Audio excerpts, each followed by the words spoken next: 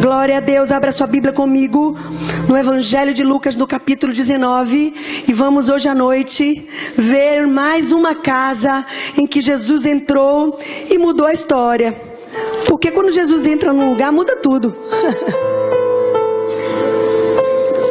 Muda tudo com Jesus. Muda tudo com Jesus. Estava ouvindo essa semana o testemunho de um homem, um professor de uma das maiores faculdades dos Estados Unidos, um professor pós-graduado, cheio de PhDs, e ele disse que passou a vida inteira dele declarando que era ateu. E aí ele de repente começou a estudar a Bíblia para achar na Bíblia coisas contra a própria religião. Foi assim que ele disse. E que desmentissem a verdade, ou fizesse aparecer, segundo ele, a verdade de que Deus não existe, de que não existe essa história toda. E o que aconteceu foi que ele se converteu completamente ao Senhor. Ele disse: eu passei minha vida inteira declarando algo que eu não sabia. Ele disse que foi tão interessante que ele casou com uma mulher que ele amava muito, e ela convidou ele um dia, quando namoravam ainda, e ele foi numa célula, porque jamais queria entrar numa igreja.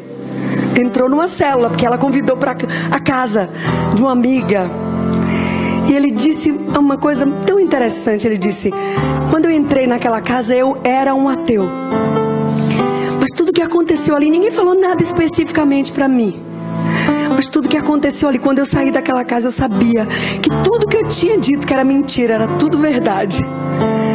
E se você me perguntasse naquela hora, eu não sabia nem dizer o porquê. Eu só sabia que tudo era verdade. E agora eu não tinha mais dúvida nenhuma. É Jesus em minha casa, Jesus em sua casa, amém? Diga para o seu irmão: quando Jesus entra na sua casa, muda tudo. Muda tudo com Jesus. Lucas capítulo 19. Evangelho de Lucas no capítulo 19. E vamos ver mais uma casa onde Jesus entrou para mudar tudo. Amém? Amém. Lucas capítulo 19, a partir do versículo 1. Jesus entrou em Jericó. Estou lendo na NVI, Nova Versão Internacional. Jesus entrou em Jericó e atravessava a cidade. Havia ali um homem rico chamado Zaqueu, chefe dos publicanos. Ele queria ver quem era Jesus, mas sendo de pequena estatura, não o conseguia por causa da multidão. Assim, correu adiante, subiu numa figueira brava para vê-lo, pois Jesus ia passar por ali. Quando Jesus chegou àquele lugar, olhou para cima e disse: Zaqueu, desça depressa, quero ficar em sua casa hoje. Ele desceu como? Rapidamente, e recebeu Jesus com alegria. Todo o povo viu isso e começou a se queixar, dizendo: ele entrou e se hospedou na casa de um pecador. Mas Zaqueu levantou-se no meio de todos e disse ao Senhor: olha, Senhor, estou dando a metade dos meus bens aos pobres. E se de alguém extorquir alguma coisa, devolverei 4 vezes mais. Então Jesus lhe disse: hoje veio salvação a esta casa. Vamos dizer comigo? Hoje veio salvação a essa casa. Profetiza isso sobre seus irmãos aí do lado, da esquerda e da direita. Diga: hoje veio salvação nesta casa, na tua casa, irmão. Receba em nome de Jesus. Porque este homem, disse o Senhor Jesus, também é filho de Abraão. Pois o Filho do Homem veio buscar e salvar aquilo que se havia perdido. Vamos orar mais uma vez? Coloca a mão no seu coração. Entra na minha casa.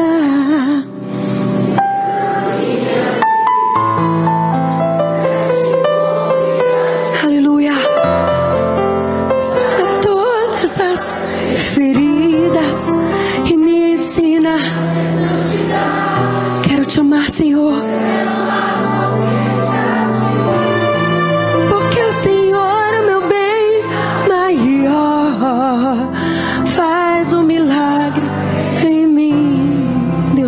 Todo-Poderoso, estamos aqui.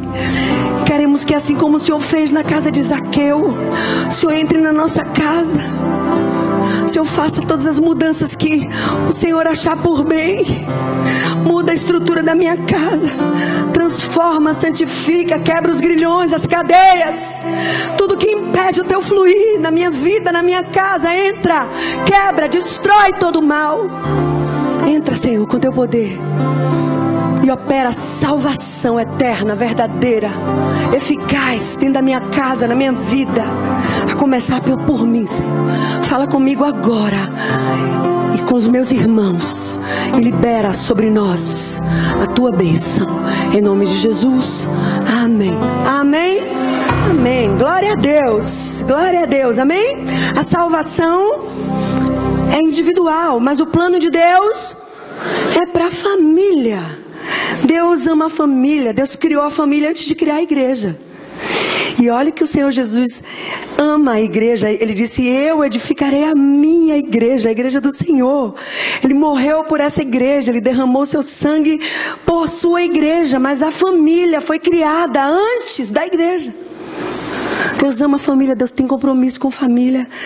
A gente sempre diz aqui, quando um jovem, um casal deseja se casar, às vezes não tem nada, às vezes não tem ainda nem trabalho, não tem nem noção do que fazer, mas quando ele abraça a ideia da família, o plano de Deus para a família, Deus vem e abre a porta e opera tudo, porque Deus tem compromisso com a família. E quando alguém tem compromisso com a família, Deus está com essa pessoa. O escritor de Hebreus, no versículo 13, o último capítulo de Hebreus, no versículo 4, ele diz: honrado entre todos seja o casamento e o leito sem mácula, pois aos devassos e impuros Deus os julgará. Deus criou, o criador do casamento, o autor do casamento é o Senhor. E quando alguém, um homem, uma mulher, um jovem, um adolescente, onde estão solteiros aqui, levanta a mão. Levanta a mão quem deseja casar e casar muito bem em Deus. Se você faz isso e pela fé você dá passos firmes, Deus está com você. Porque a salvação é individual, mas o plano de Deus é para a família. Ele tem plano com a família. Ele ama a família. E foi assim que aconteceu na vida daquele baixinho. Certamente Zaqueu tinha ouvido falar dos feitos, dos milagres, né? Certamente ele tinha ouvido falar que aquele de quem falavam tanto, que fazia milagres, o grande Jesus, né? Não tinha mídia nessa época, mas as pessoas falavam, comentavam. E Zaqueu ouviu falar que Jesus estaria ali.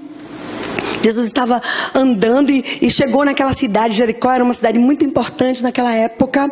Era uma cidade que ficava mais ou menos 24 quilômetros próximo de Jerusalém. E perto também do Rio Jordão, claro. Então era uma cidade que ficava na planície mais rica daquela época. Uma cidade portuária, uma cidade de um comércio fortíssimo, a cidade de Jericó. E pelo que entendemos desse texto, Zaqueu era o chefe dos publicanos, é isso que diz o texto. Então ele provavelmente era uma espécie de diretor do centro da coletoria de impostos, não é? Ele era o chefe, o diretor que ficava responsável. E nós sabemos, conhecemos pela história, que os publicanos eram rejeitados porque eles, de maneira geral, eles eram desonestos, eles roubavam, eles extorquiam as pessoas. Então, havia uma rejeição muito grande aos publicanos daquela época, porque eles só faltavam tirar a vida das pessoas de maneira desonesta para cobrar os impostos. Os rabinos da época chegavam a dizer, eu li um dos comentários que dizia que eles entendiam que para um publicano não havia chance de salvação, porque eles eram muito mal vistos. Pense o que é um homem desse. Era não só um publicano, ele era o chefe dos publicanos. Mas era uma celebridade, era um homem conhecido, com certeza, porque era um homem rico. Tão conhecido que quando Jesus entrou na casa dele para se hospedar, as pessoas falaram: olha, Jesus está na casa de um publicano. Todos conheciam ele, um homem famoso. Vamos dizer aí que fosse como um ACM Neto, sei lá, uma celebridade dessas aí, rica. Agora pensa que cena, né? Ele tinha ouvido falar que Jesus estaria ali naquela cidade, na cidade onde ele era chefe, conhecido de todos, só que ele era baixinho. E havia uma multidão querendo ver Jesus. Nós sabemos que onde Jesus estava, a notícia se espalhava e todos iam porque queriam cura, queriam ir atrás dele, porque ele multiplicava os pães, porque ele fazia milagres, porque ele falava, porque ele atraía as multidões. E Zaqueu também queria, só que ele tinha uma barreira. Qual é a barreira que ele tinha? Um obstáculo. Qual era? Ele era muito baixinho. Quando ele chegou no meio daquela multidão, ele não conseguiu ver Jesus por conta de que estava muita gente. Ele era de pequena estatura, diz o texto. Então, a palavra de Deus diz que ele subiu numa figueira brava. Em algumas traduções tem escrito um sicômoro. Não é isso? Tem alguém com essa tradução aí? Um sicômoro. Era uma figueira brava. Uma figueira brava era uma figueira que dava figos de qualidade ruim, tinha espinhos. E por causa disso era chamado de uma figueira brava, né? E um dos escritores que eu estudei desse texto, ele disse assim: naquele dia, aquela figueira deu um fruto bom. Naquele dia, aquela figueira deu um fruto bom. Foi Zaqueu. E aquele homem famoso, rico, subiu naquela árvore para ver Jesus. E aí, pensa essa cena comigo. O cara tá lá em cima, certamente meio escondido, porque era um cara conhecido, famoso e rico. Então, numa situação absolutamente constrangedora. E aí Jesus para no meio do caminho, olha para cima e faz o quê? Fala o nome dele. E diz: Zaqueu, desça depressa, porque hoje me convém estar na sua casa. E diz o texto que Zaqueu fez o quê? Ficou lá e disse: vou sair daqui nada, cara, eu vou ficar aqui. Ele fez isso? O que ele fez? Desceu como? Depressa. Assim como o Senhor disse. Foi para casa e recebeu Jesus com alegria. Que honra receber Jesus em minha casa. Eu acho que foi o maior susto, né? Que ele tomou naquele dia, de ver o mestre chamando ele pelo nome e dizendo que é para casa dele. Aliás, foi um susto para todo mundo. E aí Jesus vai na casa daquele homem, no meio de todo mundo. E quando está todo mundo ali, todo mundo falando mal e aquela coisa toda acontecendo, aquele homem se levanta e diz ao Senhor Jesus: olha, Senhor, olha, Senhor, eu decido agora dar metade dos meus bens aos pobres. E se alguma coisa eu tenho roubado alguém, eu vou restituir 4 vezes mais. Isso é fruto de arrependimento, né? Porque tem coisas erradas que a gente faz que não tem mais jeito, a gente precisa chorar e pedir perdão. Mas há coisas que eu posso fazer reparações, sim ou não? Então as coisas que eu posso fazer reparação, Deus espera que eu faça. Isso é fruto de arrependimento. E na hora então que Zaqueu disse aquilo, que Zaqueu demonstrou aquele fruto de arrependimento, então Jesus faz uma declaração que eu não sei você, mas é meu sonho de consumo. Jesus diz: hoje veio salvação a esta casa. Esse é o sonho de consumo ou não é? Receber Jesus em casa já é o máximo do máximo. Ainda ouvi Jesus declarando: hoje veio salvação a essa casa. É um negócio aí que é o sonho da gente, é ou não? Pergunta seu irmão aí do lado: esse é o sonho de consumo ou não é? Hein? Então você fale aí a ele em nome de Jesus. Diz: hoje veio salvação à tua casa, porque o mesmo Jesus que estava ali em Jericó, na casa de Zaqueu, está aqui também. E eu declaro em nome dele: hoje veio salvação à sua casa. E quem recebe diz amém, dá um aplauso a ele.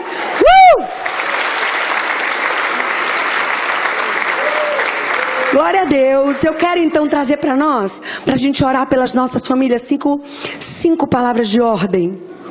5 atitudes que vemos na vida desse baixinho, chefe dos coletores de impostos. 5 palavras de ordem, 5 atitudes que eu vejo na vida do nosso irmão Zaqueu e que são exemplo para mim e para você, e que queremos, para nós que queremos hoje ouvir. Hoje veio salvação na minha casa, na sua casa, amém? Querem conhecer as 5 palavras de ordem? Sim ou não? Tá muito xoxo esse sim. Quem quer conhecer as 5 palavras de ordem? 5 atitudes que Zaqueu apresentou, demonstrou para ouvir.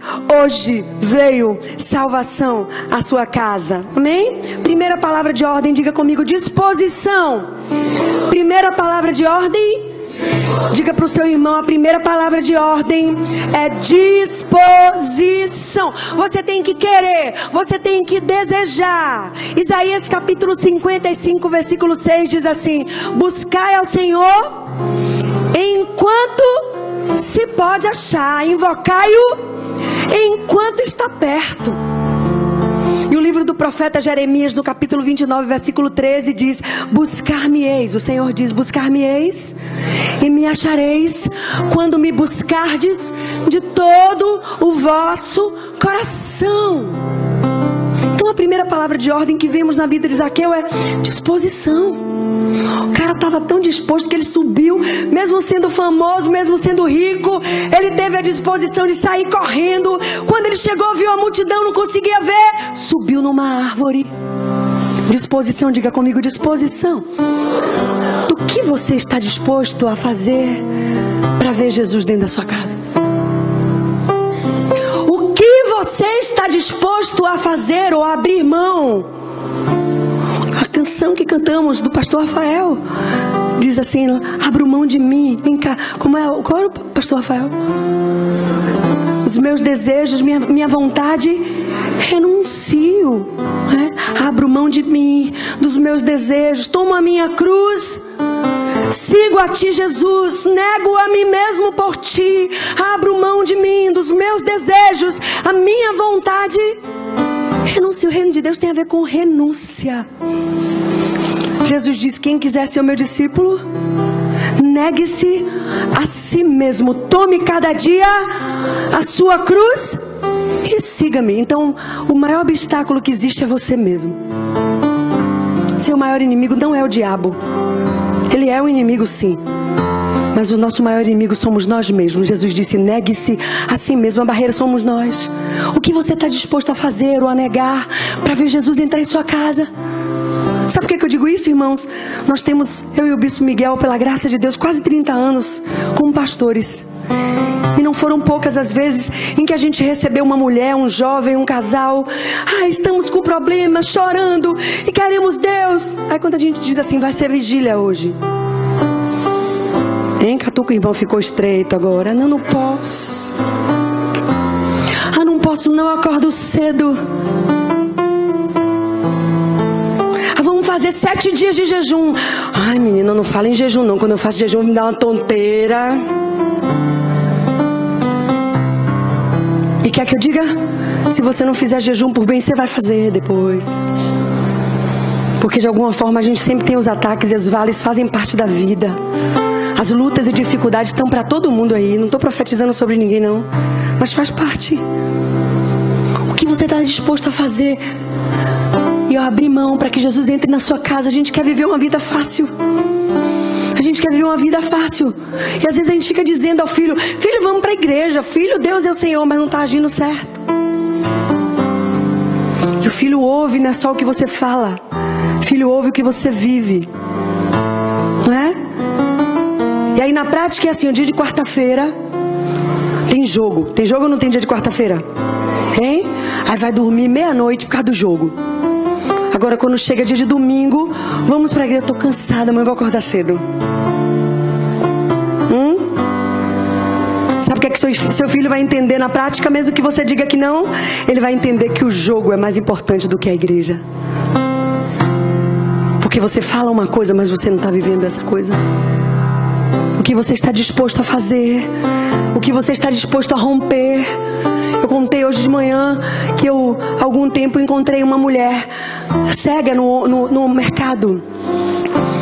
E ela estava fazendo as compras com uma moça que ajudava ela. Ela estava com a sua bengala e a moça do lado. E ela era simpática, começou a conversar comigo no mercado, num bom preço aí. Aí eu comecei a conversar com ela, eu gosto de conversar, vocês sabem disso. E ela também gostava, comecei a conversar. Aí eu disse, oba, um peixe aqui. Aí disse a ela assim, você conhece Jesus? Ela disse, eu conheço. Aí eu comecei a falar, eu disse, olha, Jesus entrou na minha vida, Jesus mudou minha vida. E comecei a falar a ela de Jesus, da obra de Deus.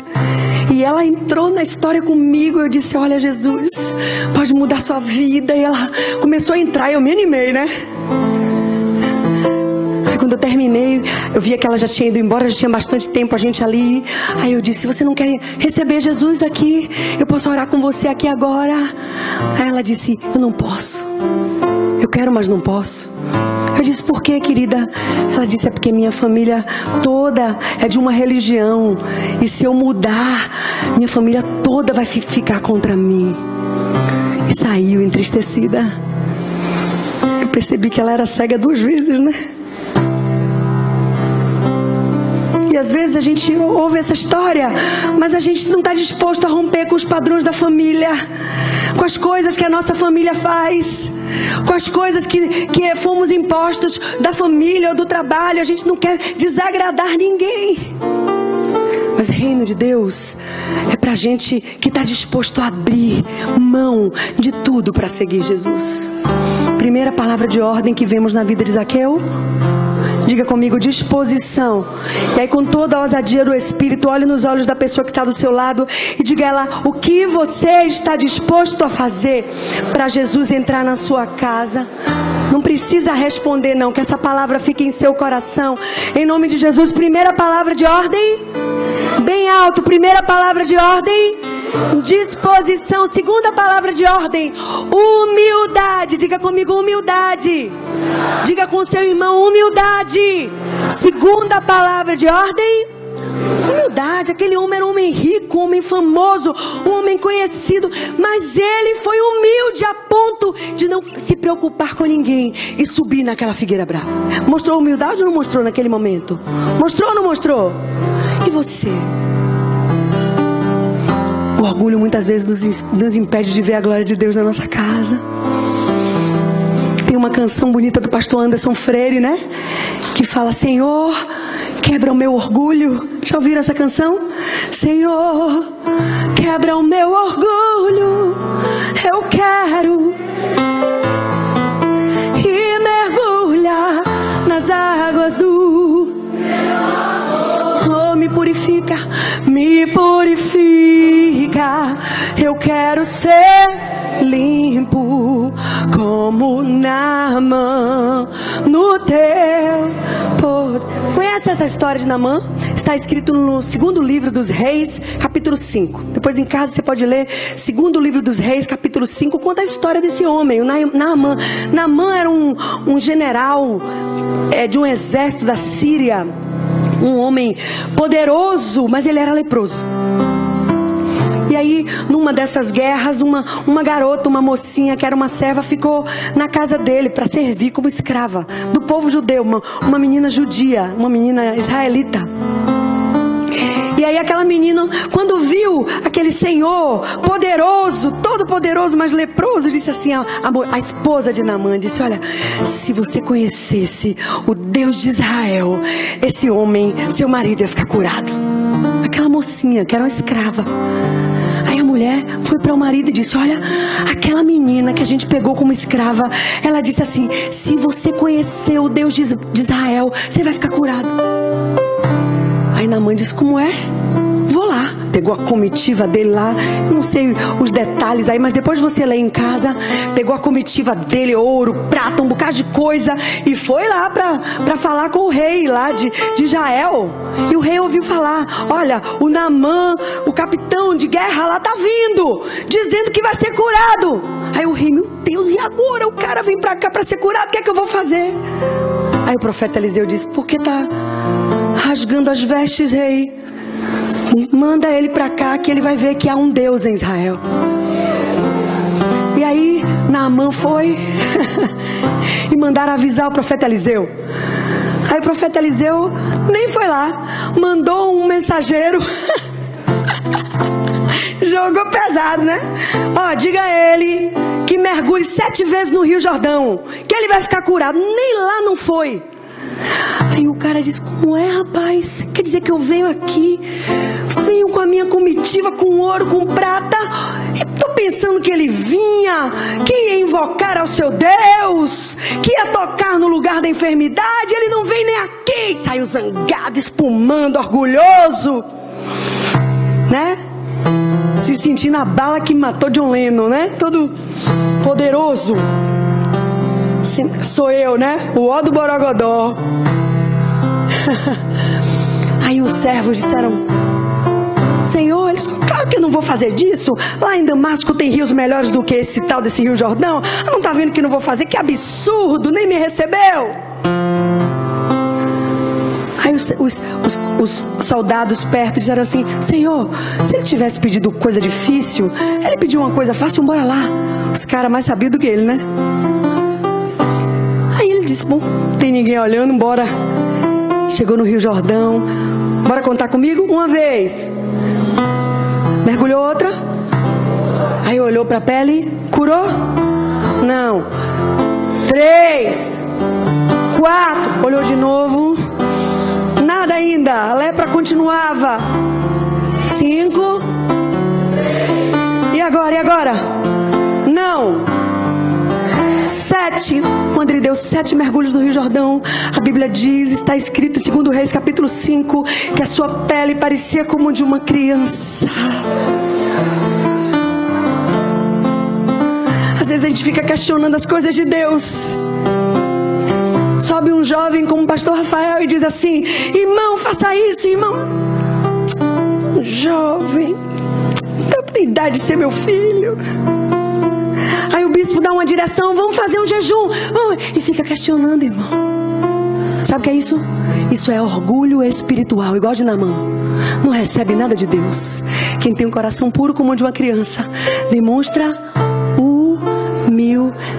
Jesus sendo Deus, está escrito em Filipenses capítulo 2, a partir do versículo 5: tende em vós o mesmo sentimento que houve em Cristo Jesus, que sendo Deus, não teve por usurpação ser igual a Deus, mas humilhou-se a si mesmo, tomando forma de servo, sendo obediente até a morte, morte de cruz. O que aconteceu com Jesus? Faça sua mão assim comigo. Pelo que Deus o exaltou soberanamente e lhe deu o nome que está acima de todo nome, para que o nome de Jesus se dobre todo o joelho dos que estão nos céus, na terra e debaixo da terra, e toda língua confesse que Jesus Cristo é o Senhor, para a glória de Deus Pai. Humildade, humildade. Diga para o seu irmão: humildade. Nós não somos nada, irmãos. Às vezes tanta soberba. Olha, um carocinho desse tamanho acaba com toda soberba, hein? Somos nada. E o que temos de bom foi Deus que nos deu, porque dele, por ele, para ele são todas as coisas. Glória, pois, a ele eternamente. Orgulho nos impede de ver a glória de Deus na nossa casa. A humildade é a segunda palavra de ordem. E não só de ver Deus, humildade nos impede de ver o outro dentro da casa. A gente está todo mundo cheio de pedestais. Ah, o marido, ela que tem que vir me pedir perdão, ela que falou assim comigo. Ah, a mulher está no outro pedestal de cá, né? Ele que não venha, não. Aí um no pedestal de cá, outro no pedestal de lá. E Jesus? Jesus triste, Espírito Santo triste, e o diabo vencendo. Orgulho. Orgulho. O orgulho nos impede de ver Deus entrar na nossa casa. O orgulho nos impede de ver nossos filhos, nossos maridos, nossos pais e ter comunhão. Segunda palavra de ordem: humildade. Então vamos cantar de novo. Senhor, quebra o meu orgulho, eu quero, e águas do... Oh, me purifica, me purifica. Eu quero ser limpo como Naamã. Poder. Dê um aplauso bem forte ao rei. Primeira palavra de ordem: disposição. Segunda, humildade. Terceira, diligência. Diga comigo, diligência. Diligência. É interessante que Jesus disse: Zaqueu, desça depressa. Zaqueu desceu depressa, obedeceu, né? Eu imagino um Jesus muito ágil, né? Eu imagino Jesus muito ágil. A Bíblia diz que ele andou por toda parte fazendo bem e curando a todos os oprimidos do diabo, porque Deus era com ele. Jesus era carpinteiro. Essa foi a profissão que ele aprendeu com seu pai adotivo, José. Então eu não imagino Jesus, aquela figura que a gente conhece, católica, né? De um Jesus contemplativo, com a cara, me perdoe com todo respeito, mas um pouquinho lerda, né? Me perdoe, eu não imagino Jesus assim. Imagino uma pessoa ágil, que andava, que corria, né? Então tem coisas na nossa vida, irmão, sobretudo quando que diz respeito à família, que não dá pra gente deixar pra depois. Tem gente que fica dizendo: o tempo é o melhor remédio. Deixa seu carro ali na orla com um pontinho de ferrugem, pra você ver que o tempo não é o melhor remédio. O tempo cura tudo. Mentira. O tempo muitas vezes agrava o problema, sobretudo em família, sim ou não? Filho cresce, irmão. Filho cresce. Corra, mamãe, corra, papai. Filho, corra para fortalecer, para honrar teu pai e tua mãe. Aqui na comunidade tinha uma moça que um dia ela fez um pacto com Deus de honrar seu pai e sua mãe. Ela todos os dias arrumava o quarto, forrava a cama de seus pais para honrar eles. Sabe o que aconteceu com essa moça? Ela casou com um homem de Deus, foi morar fora do país. Ele é um pastor, ela é uma pastora. Deus honrou a vida daquela moça, sabe por quê? Porque ela honrou seus pais. Seus pais não são perfeitos, mas a Bíblia diz: honra teu pai e a tua mãe, para que te vá bem e vivas muito tempo sobre a terra. Tem filho querendo ensinar pai e mãe. Rede Globo querendo botar pai contra filho. Fora Globo. Fechamos a porta da nossa casa para essa rede maligna. Em nome de Jesus, nossas famílias são do Senhor e o padrão do mundo não entra na nossa casa. A voz profética da igreja precisa sair. Não se cale, irmão. Ainda que o mundo inteiro venha contra nós, nós nos levantamos e o padrão de Deus não muda. Não muda. Somos família, sim, e abraçamos o padrão de Deus, sim, cada dia mais, em nome de Jesus. Diligência, diga comigo, diligência. Rapidez, agilidade. Não dá para esperar. Olha aqui para mim, crente. Vai pedir perdão depressa. Tem gente aí que está 1 ano sem falar com o outro, com o tio, com o pai, 2 anos. Vai pedir perdão depressa. Deixa esse vício depressa, irmão. O que Deus mandou você fazer? Você sabe o que é, eu não sei, mas você sabe. Faça depressa. Diligência, diga comigo, diligência. Eu estou assim esses dias aprendendo a correr, né? Nunca corri, sempre gostei de malhar, mas eu agora estou aprendendo a correr. Mas estou ficando tão animada com isso. Você faz 5 minutos, quando você vê o coração já tá rapidinho, né? O suor. Rapaz, eu tô fã disso. Então tem umas coisas que você tem que sair correndo e deixar para trás toda a prisão, toda a cadeia, tudo que prende a tua vida, a tua casa. O que depender de você, ouça, homem de Deus, mulher de Deus, jovem, o que depender de você, faça. Porque o resto que Deus faz, Ele é sempre fiel, amém? Diga comigo, diligência. Diga com seu irmão, diligência. Será que você sabe dizer as 3 primeiras palavras de ordem? Disposição, número 1. Número 2, humildade. Terceiro, diligência. Terceira, 4ª palavra de ordem, alegria. Diga comigo, alegria. Alegria. O povo de Deus é povo feliz, é povo vibrante. Mesmo quando a gente passa por lutas, amém? Seja feliz quando passa por luta. Quem está passando por luta aqui, hein? Levanta a mão, não tem vergonha de nada não. Crente sofre, gente boa e justa sofre. Levanta a mão, fica aí alto. Pai, em nome de Jesus, o Senhor conhece cada vida aqui. O Senhor conhece a dor, o Senhor conhece a luta. Visita os meus irmãos e libera sobre nós tua bênção, em nome de Jesus. Amém. Mas seja feliz passando por lutas. Alguém já disse, está passando pelo inferno? Não pare. Não é verdade? E o Salmo de número 100 diz assim: servir ao Senhor com alegria. Parece que tem uma inversão aí que a gente às vezes fala assim: você viu não sei quemzinho? Nunca mais eu vi não sei quemzinho lá. E disse, menina, tá pela fé. Já viram isso? Nunca mais eu vi fulaninho, sumiu. Aí a pessoa diz, minha filha tá vivendo um estreito pela fé. Se tá pela fé, tá bem. Amém? Não tem nada disso não. O povo de Deus é povo feliz. A gente vem pra cá, não é porque a gente tá tudo resolvido, não é porque a gente confia que o que não tá no lugar, Deus é poderoso pra botar no lugar. Aquilo que eu não posso fazer, Ele pode. Aquilo que eu não tô vendo, Ele vê. Ele é Deus fiel. Amém? Fala pro seu irmão aí, fica feliz, irmão. Mesmo que você esteja passando por luta, viver pela fé, feliz, celebrando. A Bíblia diz que Zaqueu recebeu o Senhor Jesus com alegria. Amém? Amém ou não? Eu sei que a gente tem momentos que a gente chora, mas depois a gente se levanta e vai celebrar o Senhor, amém?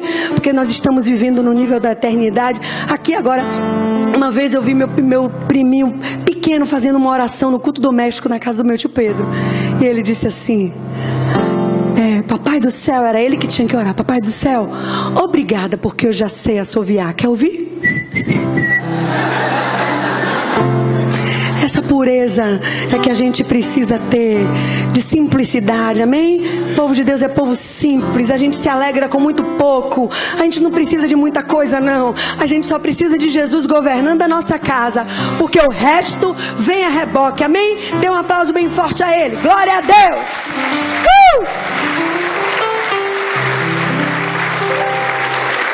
Vamos dizer as 4 primeiras palavras de ordem para a gente não esquecer.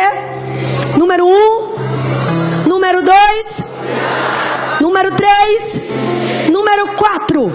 Alegria. Agora a 5ª e última palavra de ordem é obediência. Diga comigo, obediência. Diga bem forte, obediência. Obediência. E as nossas crianças, se a gente perguntar aqui, eles sabem: quem não obedece, e quem obedece é feliz. É simples assim. É interessante que Jesus podia ter dito, hoje veio salvação a essa casa, quando ele entrasse logo na casa, ou quando ele fosse com Zaqueu, né? Mas ele não fez isso. Ouça, ele primeiro esperou tudo acontecer, né?